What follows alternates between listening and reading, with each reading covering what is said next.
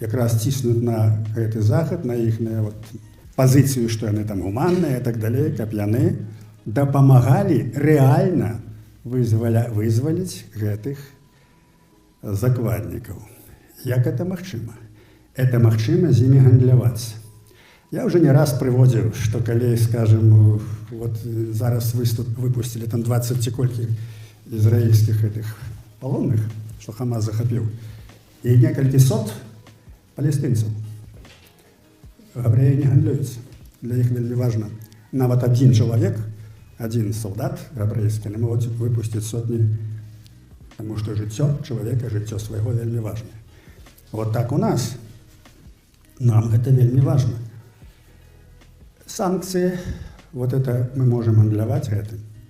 Бо санкцыі па параўнанню з жыццём чалавека, людзьмі, это палітычная прэамбула, не маюць ніякого значэння. Не кажучы пра то, што рэальнасць паказвае, што эканамічныя санкцыі не толькі тут, яны фактычна для Беларусі, акрамя шкоды, нічога не прынеслі. Это санкцыі сталі супраць народа. Это санкцыі эканамічныя, якія загналі рэжым у Расію.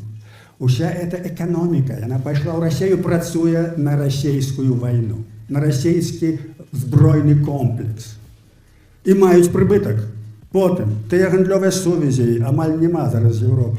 Тыя дамовы, якія былі, яны зніклі. Все знішчана, пайшло ў Еўропу. Тут аб'яўлена, як кажуць, мяжа,